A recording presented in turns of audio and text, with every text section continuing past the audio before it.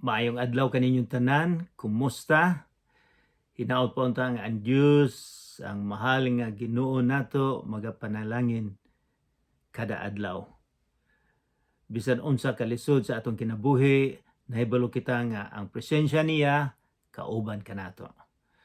So, magpasalamat lang ako sa tanan nga mitabang aron nga kita maka Bible study. Ako gusto usab ko nga magtuon sa pulong sa Ginoo uban kaninyo. So, sa dili pa kita magsugod, atong ihatag ang tanan sa atong Ginoo. Magampo kita. Amahan namong langit nun, daghang salamat nga kami makatuon sa imong pulong. Daghang salamat nga ikaw mianhi aron sa paglukat sa among mga sala. Daghang salamat sa imong mga gihimo sa dinhi pa sa kalibutan 2000 na katuig karon. Daghang salamat nga ang tulo ka disipulo nakita nila ang imong himaya, ang imong gahom, ang imong presensya. Hinaot pa unta Ginoo nga kami mausab ang among paglantaw kanimo, nga dili ka lang ordinaryo nga tawo, kundili ikaw ang among Ginoo. Ginoo ubani kami karon. Wala kami mahimo kung dili ang Espiritu Santo mo'y magauban kanamo karon. Sa ngalan ni Jesucristo nga among manluluwas. Amen. Guys, naana kita karon magtuon sa kapitulo 17 sa sinulat ni Mateo. So, sa walay pagulangay-langay, muadto na kita sa kapitulo 17. Nausab ang panagway ni Jesus. Tapos sa unom ka adlaw, gidala ni Jesus si Pedro og ang iyang magsuon og ang magsuon nga si Santiago or James og si Juan ngadto sa usa ka taas nga bukid. Verse 2, samtang nagtan-aw sila kaniya, nausab ang iyang panagway. Ang iyang nawong misanag sama sa adlaw og ang iyang bisti mihayag sa kaputi. Unsa maning nahitabo ni Jesus sa ilang nakita. Sa Griego moingon sila ang original nga Griego metamorpho sa Greek. Sa English metamorphosis. Kalit nga pagkausab. For example, caterpillar mahimong alibangbang, ang tadpole mahimong paka. So, sa original miingon nga nausob ang atong Ginoong Jesucristo. Nausob ang iyang panagway. Nakita nila ang power, ang presensya sa Ginoo at that time nga nausob. Nakita nila kung unsay sulod nga nataguan sa sulod ni Jesus. Sa nagkauban sila, wala ipakita ni Jesus ang iyang kining giingon dinhi. Kini ilang nakita nga nausob ang iyang panagway, ang iyang naong misanag sama sa adlaw. Wala ni ipakita ni Jesus. Kay dili man nila makita si Jesus. Madaot ang ilang mata kung makita kung kinsa gyud ni si Jesus. Mingon sila sama sa adlaw ug ang iyang bisti mihayag sa kaputi. Atong mahibawan nga si Moises sa dihang nagkita sila sa Ginoo dito sa bukid aron madawat niya ang pulo ka sugo. Miingon si Moises, gusto ko mulantaw nimo. Ang Ginoo miingon nga dili maayo nga maglantaw kay kanako. Ang akong ipakita nimo ang akong likod. Kay kung makita nimo ko mamatay ka. So mauni gamay nga glimpse, gamay nga paglantaw nila ni Jesucristo, gipakita ang power niya. Apan wala ang tanang power gipakita niya. ang kahayag unsay sulod sa Ginoo ni Hesus. Ang uban moingon sila tao lang na si Hesus. Apan dinhi atong nakita sa mga disipulo unsa ang gahom niya, unsa ang iyang power, ang iyang kahayag, unsa ang tinuod niya, unsay sulod niya. Unya, versikulo 3, unya nakita sa tulo ka tinun-an si Moises ug si Elias nga nakipagsulti kang Hesus. Kining mga tawhana, pananglitan si Moises, namatay na ni mga 1,500 years before Jesus. O si Isaias o si Elias, mga 900 years, namatay na ni sila, apan mibalik nakipagsulti sa atong Ginoong Jesucristo. Nakita nila ni sa mga disipulo. O si Moises, si Moises, siya ang law giver. Siya ang naghatag sa mga balaod gikan sa Ginoo, sa Amahan, siya ang naghatag sa mga Hudiyo. O si Elias, siya ang nagrepresentante sa mga propeta, kinis Elias, kinis Isaias, niadto ni sa langit nga wala namatay. So, mao niya nakita, verse 4, si Pedro miingon kang Hesus, Ginoo, maayo nga aniya kita dinhi. Kung gusto ka, magbuhat ako dinhi tulo ka tulda. Usa alang kanimo, usa alang kang Moises, ug ang usa alang kang Elias. Unsa man siguro nakuha ni Pedro nga nagsulti man siya nga magbuhat, pero wala siya makatapos iyang pagsulti. Kay murag gikumparar niya si Moises, si Elias kay ni Jesus. Si Jesus mas dili nila makumparar si Jesus sa mga tao. So sa wala pa makahuman si Pedro, may naa sila nadungog.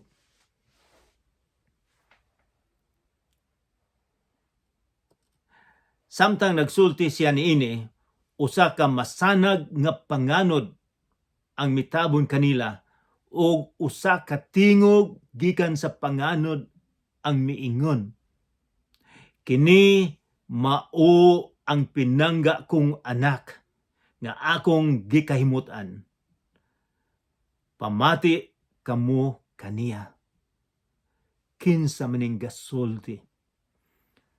Ang Amahan nagsulti kaniya. Nagsulti kanila nga pamati kamo. Wala ko kay balo, wala ta kay balo og unsa ang tingog sa Amahan nga Ginoo. Apan nadungog nila og wala nila kayo makita ang Amahan tungod kay sa panganod. Kay kung makita nila ang Amahan, mabuta o mamatay sila, mao ilang pagtuso ng panahon. Kung makita nimo ang Ginoo, mamatay ka sa ilang pagka-Ginoo, kumplito nga Ginoo. O unsa pa may giingon dinhi sa Amahan. Insya si Jesus gi-describe, pinangga niya ang atong Ginoong Jesucristo, ang iyang bugtong nga anak. O miingon ang Amahan, gikahimutan niya. Gusto ba mo nga kita kahimutan sa Ginoo? Nga si Jesucristo gikahimutan kita? O nga kita palanggaon sa Ginoo? Ang pinaka last words nga gigamit sa Amahan, miingon siya, pamati kamo kaniya. Kining advice, importante kaayo kanato karon. Kay karon sa kalibutan, tungod sa technology, daghang mga informasyon nga makita nato sa internet, sa Facebook ug uban pa na, daghang moingon nga kini ang maayo, kini ang mga news, kini mamati mo kanamo, maminaw mo. Apan dinhi atong makita, nagpasidaan nga ang atong pamation mao lang atong Ginoong Jesucristo. Ang iyang pulong makita sa Biblia, mao na nga kita gatuon. So kinahanglan mag-amping kita kung kinsay atong pamation. Kay daghang kaayong musulti din nga miabot na si Jesucristo. Ako si Jesus karon dinhi sa kalibutan. Mag-amping kita. Kay miingon ang Amahan nga kita anak lang kita ni Jesus mamati. Sa paggadungog sa tulo ka tinun-an sa tingog nga hadlok sila pag-ayo, busa ng hapa sila.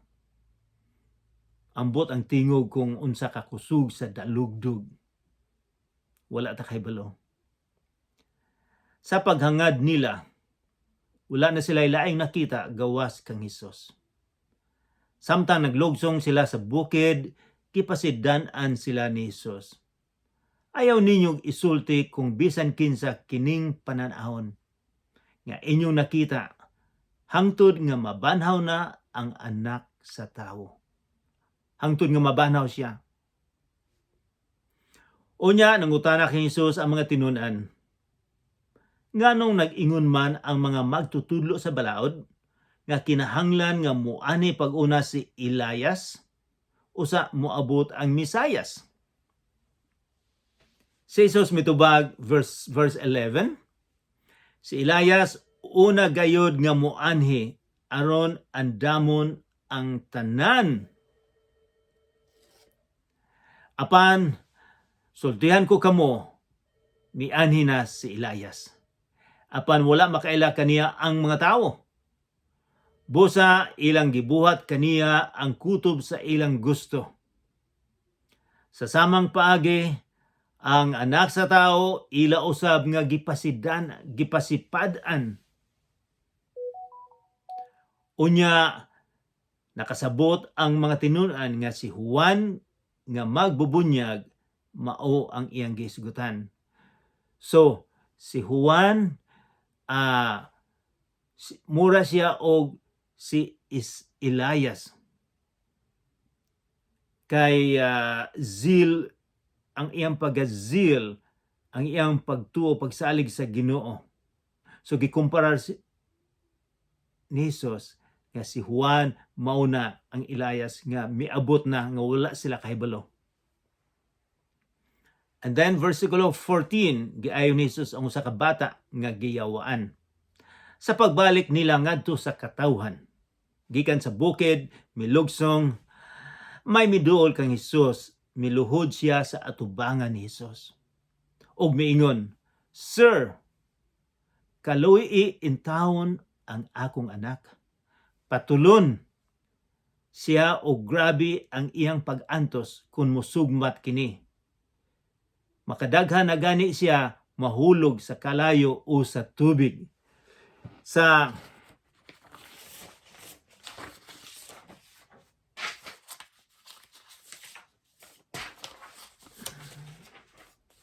patulon sa in English,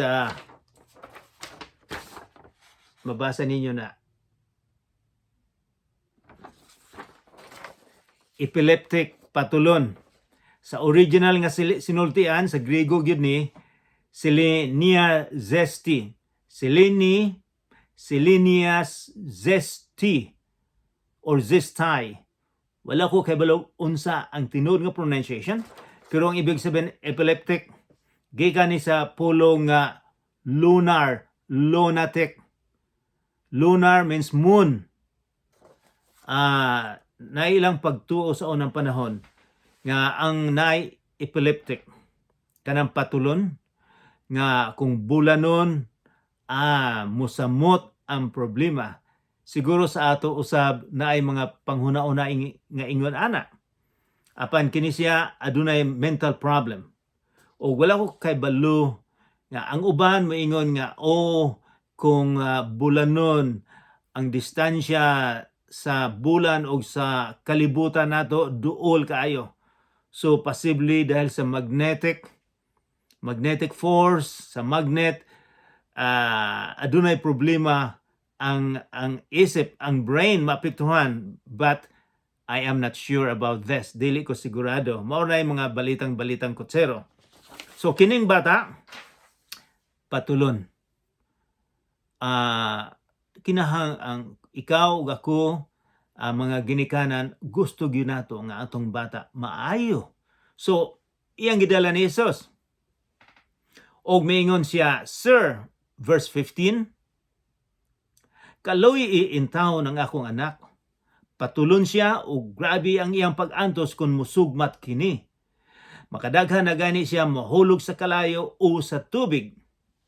16, "Gidala nako siya ngadto sa imong mga tinunaan, apan wala sila makaayo kaniya." Si Jesus mitubag. Posible nga iyang giatubang ang iyang mga disipulo. Mingon siya, "Pagkawalay pagtuo og pagkagahi ninyong ulo, magsige na balang ako uban-uban kaninyo? Magsige na balang kog pailob ninyo? Dada dinhi ang bata." Wala ko kay balog unsa ang tuno ni Jesus. Nagalit ba? Nasuko ba siya? O iya bang gitambagan ang iyang mga disipulo? Pero mingon siya, "Pagkawalay pagtuo o pagkagahi ninyong ulo." So, atong makita nga ang disipulo ni Jesus, ang mga apostoles, pareha lang di po nato na sila nga masayop. Nga ang ilang pagtuo, pagsalig gamay lang. Sa usang pagtuo nato, miingon si Jesus kanila, walay kanang generation karon, walay pagtuo, kulang sa pagtuo, kamo kulang mong pagtuo. Duhan ako katuig nga uban-uban ninyo, pagkawalay pagtuo, pagkagahi sa ulo. Miingon si Jesus, dada dinhi ang bata. O gihinginlan ni Jesus ang yawa, ug migula kini gikan sa bata ug naayo siya diha. Ang pulong kini siya naapektuhan sa naapektuhan sa yawa. And then mahibaw na usab nato nga diha naayo dayon. Wala mingon nga sa sunod adlaw naayo. Kiayo ni nakita nato ang iyang gahom nga makaayo siya. Unsa may bot ipasabot ani nga kung ang tanang may sakit, kung moambo kita sa atong Ginoo, iya bang ayuhon ang tanang sakit, ang tanang problema nato? Kung ikaw Kristohanon nga misunod sa ni Jesus, buot ipasabot ba wala kitay problema, dili kita mamatay, ang tanang sakit, cancer o high blood pressure o diabetes, maayo ba? Adunay pa ang Ginoo sa akong paglantaw. Mutubag siya sa atong pagampo. Apan sa gusto niya nga tubag.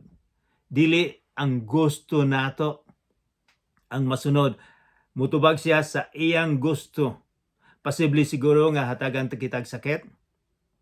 Kaya ang atong pagsalig kulang pa gyud. O basen og naatay kwarta, dili kita musalig sa pagampo, musalig kita sa uban, o wala kay sakit, so naghappy-happy lang ka, nag-inom-inom, walay sakit, hatagan kitag sakit. Aron nga kita moduol sa atong Ginoong Kristo. Og aduna po'y panahon nga mo-answer dayon ang atong Ginoo. Basta kita magampo sa iyang plano kanato. Dili kita magplano sa atong kaugalingon kundi ang Ginoo. So, mo-answer siya og yes, mo-answer siya no, mo-answer usab siya maghulat lang ka, maghintay muna. I want you to grow sa imong pagkakristohanon. Gusto kong mutubo ka.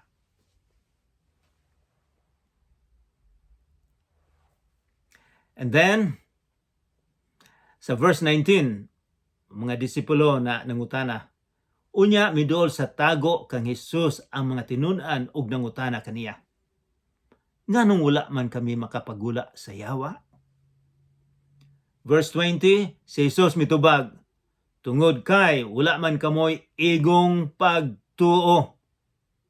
Sultihan ko kamo, kung may pagtuo kamo sa sama kadako sa liso sa mustasa, mustard seed, kini gamay sa ilang lugar mao ni pinakagamay nga seed. Ingon siya, kung naamoy pagtuo nga di na kagamay, makasugo kamo ni ining bungtura sa pagbalhin og mobalhin kini. Pinaagi sa pagtuo, walay dili mahimo ninyo. So, nakita ni Jesus nga ang iyang mga disipulo kulang sa pagtuo. Gamay ang ilang pagtuo. Kumusta ang atong pagtuo, pagsalig sa atong Ginoong Jesucristo? Moingon ba si Jesucristo nga kulang kita sa pagtuo? So, usa sa mga butang nga kita mag-ampo nga dugangan niya kita sa atong pagtuo, sa atong pagtuo niya. Kay adunay panahon nga kita kulang sa pagtuo sa atong Ginoong Jesucristo. Bisan sa akong kinabuhi usab, adunay mga panahon nga kulang ang akong pagtuo o pagsalig sa atong Ginoong Jesucristo.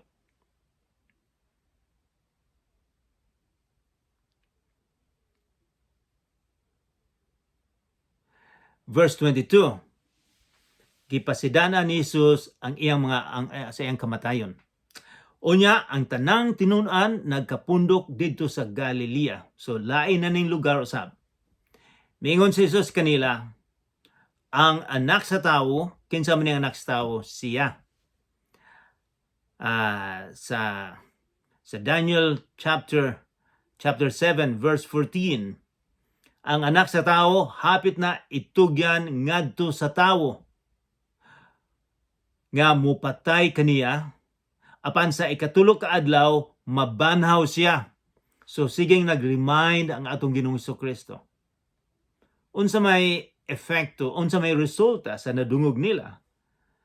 Tungod niini nasubo pag-ayo ang mga tinunan. Dili lang nasubo pero gidungagan ni Mateo og nasubo pag-ayo. Nganong masubo man sila pag-ayo nga miingon man si Jesus nga sa ikatulo ka adlaw mabanhaw siya. Wala nila ni nadungog. Nasubo sila kay ang ilang pagtuo si Jesus ang Misaya, ang manluluwas.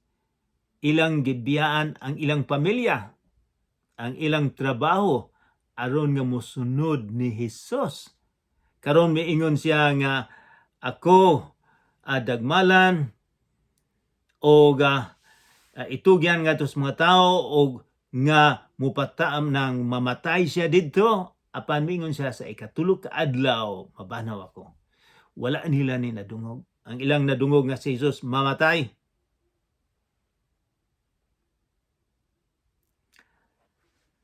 Kining sunod verse 24 mura og gidugang ni.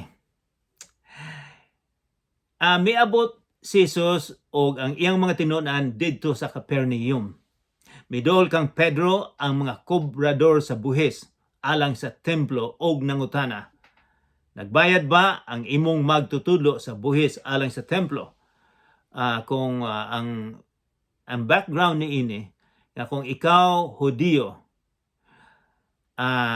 magbayad kag buhis kada tuig, drachma, 2 ka drachma, mao nay temple, buhis sa templo nga tanan magbayad gyud.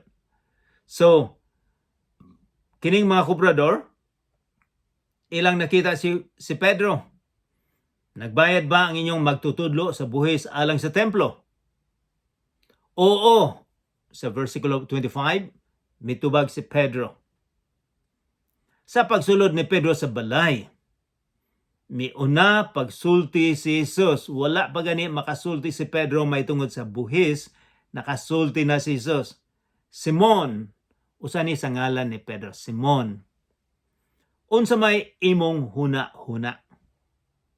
Kinsa man ang magbayad sa buhis o bayranan ngadto sa mga hari niining kalibutana? Ang mga lungsuranon ba o ang mga langyaw? Verse 26, si Pedro mitubag ang mga langyaw, foreigners. Si Jesus mingon, kung mao kana ang mga lungsuranon, dili kinahanglang mubayad.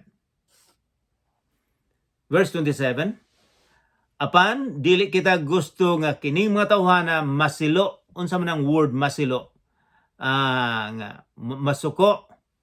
So adunay kini ni Jesus nga dili niya gusto kung gagmay lang mga butang, dili niya gusto nga manggulo.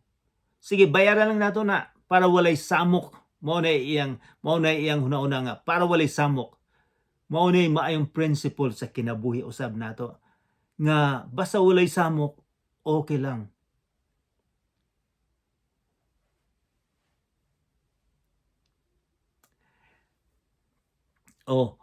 Biraaw kini giingon ni Jesus sa 27, apan dili kita gusto nga kining mga tawhana masilo.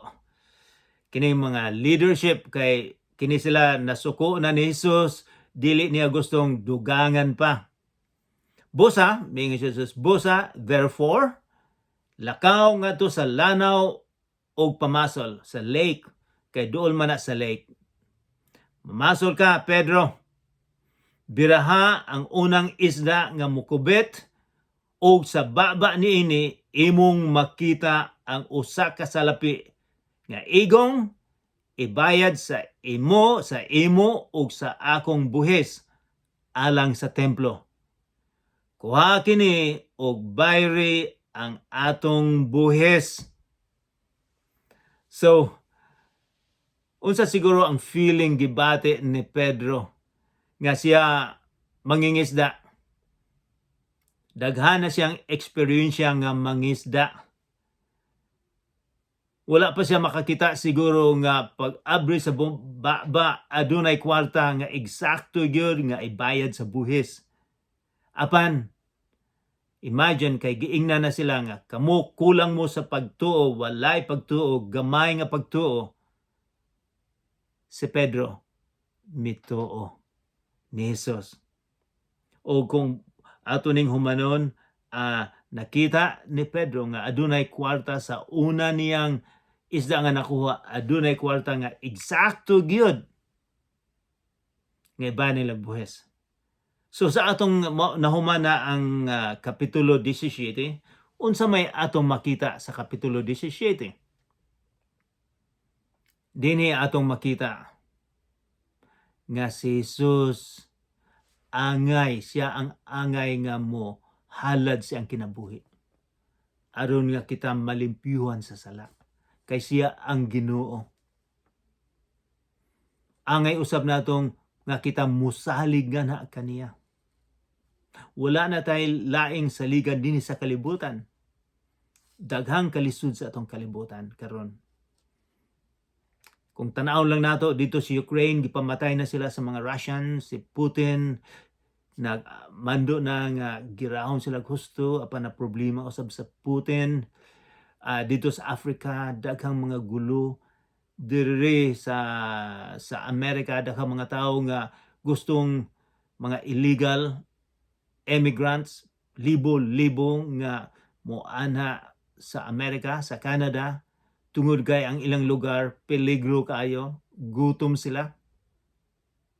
Sa panahon karon, wala kitay laing saligan. Wala kitay laing pulong nga kita mamati ngana lang sa atong Ginoong Hesukristo. Mag-ampo kita.